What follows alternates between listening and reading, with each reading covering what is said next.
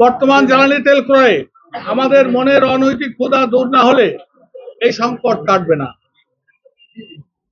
অভাব যোগানে নয়, অভাব আমাদের মনে। আমরা মনে করি নিজের প্রয়োজনের চাইতে বেশি গুরুত্বপূর্ণ আর কিছু নেই। সমাজ সংসার আর কিছুতেই আর সবকিছুই চাইতেই আমাদের কাছে তেল ক্রয় এখন মুক্ত হয়ে গেছে, গৌণ হয়ে গেছে আমাদের দায়িত্ববোধ। দান করুন, আমরা সংযত হই। আজ এক অস্থির মুহূর্তে বারবার আপনাদের মাধ্যমে জনগণ তথা দেশবাসীর কাছে আমাদের অবস্থান পরিষ্কার করেছি। তাই এই জরুরি সংবাদ সম্মেলনে উপস্থিত হবার জন্য বাংলাদেশ পেট্রোল পাম্প ওনার্স অ্যাসোসিয়েশনের পক্ষ থেকে আপনাদের অভিনন্দন, ধন্যবাদ ও কৃতজ্ঞতা জানাই। আপনারা জানেন গত কয়েকদিন ধরে প্রতিটি পেট্রোল পাম্পে এক ধরনের অস্থিরতা, বিভীষিকাময়, ভীতিকর পরিস্থিতির সৃষ্টি হয়েছে। জ্বালানি মন্ত্রণালয়ের আদেশ নির্দেশ ও তাদের সিদ্ধান্ত বাস্তবায়ন করতে গিয়ে নাভিশ্বাস আমাদের। আপনারা জানেন টেকনাফ থেকে তেতুলিয়া পর্যন্ত পেট্রোল পাম্প মালিকরা সরকার নির্ধারিত দামে জ্বালানি তেল বিক্রি করে আসছে। সারা দেশে পেট্রোল পাম্প মালিক ও তাদের কর্মকর্তা কর্মচারীরা সকাল থেকে রাত অবধি সুষ্ঠুভাবে ক্রেতাদের তেল সরবরাহ করে অর্পিত দায়িত্ব সুষ্ঠুভাবে পালন করে আসছে। তারপরে অহেতুক নন ইনভার্টার এসির দামে ঘরে আনুন বিদ্যুৎ সাশ্রয়ী ইনভার্টার এসি। এখন 1.5 ton my one inverter AC মাত্র 48,900 টাকা পাওয়া যাচ্ছে মিনিস্টার শোরুমে। সঠিক তথ্য না জেনে পেট্রোল পাম্পের আক্রমণ, দায়িত্বরত স্টাফদের নির্যাতন, প্রাণহানির ঘটনা ঘটেই চলেছে। আমরা সরকারের প্রতি প্রতিপক্ষ নই, আমরা সবসময় সরকারকে সহযোগিতা করেই আসছি। সব দুর্যোগের সময় আমরা পাশে ছিলাম, পাশে আছি, পাশে থাকবো। মধ্যপ্রাচ্যের ভূ রাজনৈতিক উত্তেজনা এবং বিশ্ববাজারে তেলের সরবরাহ অবস্থা অস্থিরতার পরিপ্রেক্ষিতে বাংলাদেশ সরকার জ্বালানি তেল ভিত্তিতে রেশনিং বা সীমা নির্ধারণ সিদ্ধান্ত নিয়েছে। কারণ রাজধানী সহ সারা দেশে পেট্রোল পাম্পগুলিতে যানবাহনের দীর্ঘ সারি এবং সাধারণ মানুষের মধ্যে তেল ফুরিয়ে যাওয়ার যে আতঙ্ক দেখা দিয়েছে তা কেবল পরিস্থিতির অবনতি ঘটাচ্ছে না, বরং কৃত্রিম সংকটের ঝুঁকি বাড়াচ্ছে। এই মুহূর্তে সাধারণ মানুষের প্রতি আমাদের পরামর্শ হলো অহেতুক আতঙ্কিত না হয়ে সরকারি নির্দেশনার প্রতি শ্রদ্ধাশীল থাকুন এবং রেশনিং ব্যবস্থা নির্বিঘ্নে পরিচালিত হতে দিন। সরকার স্পষ্ট জানিয়েছেন দেশে বর্তমানে তেলের যে মজুদ রয়েছে তা দিয়ে সংকট মোকাবেলা সম্ভব। বলা বাহুল্য আন্তর্জাতিক বাজারে অস্থিরতা একটি সাময়িক সমস্যা, যা কাটিয়ে উঠতে সরকার সর্বোচ্চ চেষ্টা চালাচ্ছে। এ অবস্থায় যদি প্রত্যেকে নিজের গাড়ির ট্যাঙ্ক পূর্ণ করে রাখার প্রতিযোগিতায় নামেন, তাহলে সাধারণ সরবরাহ ব্যবস্থা ভেঙে পড়বে। একজনের অতিরিক্ত সংগ্রহের কারণে অন্যজন হয়তো জরুরি প্রয়োজনেও 1 লিটার তেল পাবেন না। এই প্যানিক বাইং বা আতঙ্কিত হয়ে কেনার প্রবণতা বাজারকে অস্থিতিশীল করে তোলে, যা কোনোভাবেই কাম্য নয়। নিজের প্রয়োজনের অতিরিক্ত তেল সংগ্রহ করে মজুত করা কিংবা পাম্পে গিয়ে বিশৃঙ্খল সৃষ্টি করা ঠিক না। কারণ ব্যক্তিগত তেল সংগ্রহ করলে যে কোনো সময় মারাত্মক দুর্ঘটনা, জীবন বিপন্ন হতে পারে। তাই অন্যের সমস্যার কথা বিবেচনা করে আমাদের ত্যাগের মানসিকতা বজায় রাখা উচিত। যদি একজন মোটরসাইকেল চালক তার নির্ধারিত 2 লিটার তেলেই সন্তুষ্ট থাকেন, তাহলে লাইনে দাঁড়িয়ে থাকা পিছনের মানুষটি অন্তত বাড়ি ফেরার তেলটুকু পাবেন। এই পারস্পরিক সহযোগিতা আর সহমর্মিতা বর্তমান সকল উদ্যোগের প্রধান হাতিয়ার। জ্বালানি মন্ত্রণালয় ও বিবিসি থেকে বারবার আশ্বস্ত করা হচ্ছে যে তেলের কোনো স্থায়ী সংকট নেই। আমরা একটা খেয়াল করি, স্থায়ী সংকট নেই, বরং যারা অবৈধ মজুত করছে বা গুজব ছড়িয়ে আতঙ্ক তৈরি করছে তাদের বিরুদ্ধে কঠোর ব্যবস্থা নেওয়া হচ্ছে।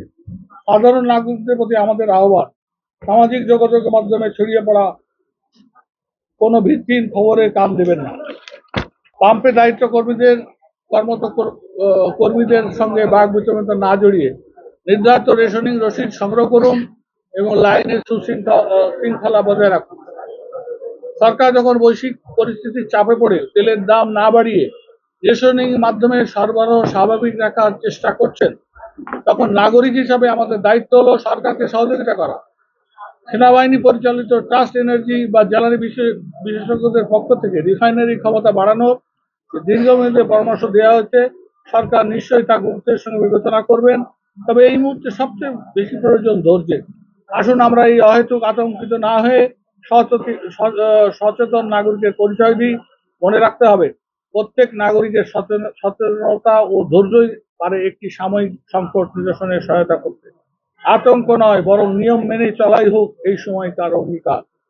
সাংবাদিক বন্ধুগণ, আপনারা নিশ্চয়ই জেনে থাকবেন দেশের উত্তর দক্ষিণাঞ্চল পাম্পসমূহ অবস্থা আরো ভয়াবহ দুর্বিষহ। এ অবস্থায় অঞ্চলের অনেক পাম্পেই চাহিদা অনুযায়ী তেল সরবরাহ করা হচ্ছে, কিন্তু অতিরিক্ত চাহিদার কারণে পরিস্থিতি বেসামাল হয়ে উঠেছে। ফলে সাধারণ ভোক্তারা যেখানে বিশৃঙ্খলার সৃষ্টি করছে, তেলের দাবিতে পেট্রোল পাম্পে হামলা পর্যন্ত হয়েছে। অসহনীয় প্রশাসনের নজরদারি সহযোগিতা অত্যন্ত জরুরি। জ্বালানি তেল সরবরাহের নিরবিচ্ছিন্ন রাখার স্বার্থে এবং তেলের মূল্য বৃদ্ধি অপরিবর্তিত রেখে কিছুটা কৃতজ্ঞতা সাধন করে সরবরাহ অব্যাহত রেখেছেন। এমত অবস্থায় আমাদের সুনির্দিষ্ট কিছু প্রস্তাব আছে, সেগুলো আপনাদের সামনে তুলে ধরছি। পেট্রোল পাম্পে পর্যাপ্ত নিরাপত্তা দিতে হবে। বাস্তবতার নিরিখে সামঞ্জস্যপূর্ণ তেল সরবরাহ নিশ্চিত করতে হবে। তার মানে অ্যাবনর্মাল বলছি না, বাস্তবতার নিরিখে। বর্তমান পরিস্থিতিতে বাস্তবতার আলোকে ক্রেতা সাধারণকে সচেতন ও ধৈর্য ধারণ করতে হবে। পেট্রোল পাম্পে ট্যাঙ্ক শূন্য অবস্থায় তেল নিতে ক্রেতাদের হুমড়ি খেয়ে পড়া থেকে বিরত থাকতে হবে। পেট্রোল পাম্প, এটা আমরা শুধু পেট্রোল আর অক্টেনের ক্ষেত্রে পর্যন্ত বলেছি। পেট্রোল পাম্পে তেল বিক্রির সময়সীমা সকাল 7টা থেকে রাত 8টা পর্যন্ত নির্ধারণ করতে হবে। এটারও একটু কারণ আছে, পরে ব্যাখ্যা দিচ্ছি। উপজেলা ও জেলা পর্যায়ে সকল পেট্রোল পাম্পে পর্যাপ্ত নিরাপত্তা জোরদার করতে হবে। ডিপো থেকে ট্যাঙ্ক লরির চেম্বারের ধারণ ক্ষমতা যেমন 4,500 লিটার অনুযায়ী তেল সরবরাহ করতে হবে, আর তা না হলে পরিবহন খরচ বৃদ্ধি পাবে। এটারও ব্যাখ্যা আমি পরে বলছি। সরকারি মনিটরিং ব্যবস্থা জোরদার করা, অযথা পেট্রোল পাম্পে আক্রমণ, পেট্রোল পাম্প মালিকদের উপর একতরফা দোষ চাপানো যাবে না। সেক্ষেত্রে সরকার ট্যাগ অফিসার নিয়োগ করেছে, আমরা তাকে সাধুবাদ জানাই। এখন আমি এই দুটো জিনিসের একটু ব্যাখ্যা দিয়ে দিই। 5 নম্বর, পেট্রোল পাম্পের যে সময়সীমা আমরা বলেছি, পেট্রোল এবং অক্সিজেনের জন্য রাত্রে বেলায় দুষ্টু ছেলের শয়তান লোকজনের আমদানি বেশি হয়। সেই জন্য রাতের আন্ধারে শৃঙ্খলা মেনটেন করা যাচ্ছে না। এই জন্য রাত্রে আমরা এই পেট্রোল অক্সিজেন সরবরাহ বন্ধ রাখার জন্য, তবে হাইওয়ে সহ সকল পাম্পে অবিচ্ছিন্ন ডিজেল সরবরাহ চালু থাকবে। এই প্রস্তাব আমরা করছি যাতে আমজনতার বাস ট্রাকের কোনো অসুবিধা না হয়। আর একটা হচ্ছে যে ট্যাঙ্গলরির যে চেম্বার, আমাদের একটা ট্যাঙ্গলরিতে 3টা অথবা 2টা চেম্বার থাকে। একটা চেম্বারের 4,500, একটা চেম্বার 4,500 ক্যাপাসিটি থাকে। কেন অনেক সময় আমরা 2 ধরনের তেল আনি, পেট্রোল আনি, ডিজেল আনি, অক্টেন আনি, ডিজেল আনি। সেই জন্য আমাদেরকে যে অ্যালোকেশন দেওয়া হচ্ছে, সেই অ্যালোকেশনটা যেন ওই চেম্বারটা ফুল দেওয়া হয়। এখন আমাদের দেখা যাচ্ছে অনেক চেম্বারে 4,500 চেম্বার, তাতে দেওয়া হচ্ছে 3,000, 2,000। একটা গাড়ি জামালপুর, ময়মনসিংহ কি আরো দূরের থেকে আসছে, তাকে এই 2,000, 3,000 তেল পরিবহন করে নিয়ে তার পরিবহন খরচ দ্বিগুণ হয়ে যাচ্ছে। ঘাটতি আপনি কয়দিন দিতে পারবেন, কয়দিন আপনি এই লস বিয়ার করতে পারবেন? এই জন্য আমরা বলেছি যাকেই দেন, মাসে একবার দেন, 15 দিনে একবার দেন, 7 দিনে একবার দেন, বাট চেম্বারটা ফুল করে দেন, যাতে তার পরিবহন খরচ কম হয়। হয়তো একই জেলায় 2টা পাম্প আছে, 2জনকে 4,500 দিলে একটা পূর্ণ গাড়ি যেতে পারবে।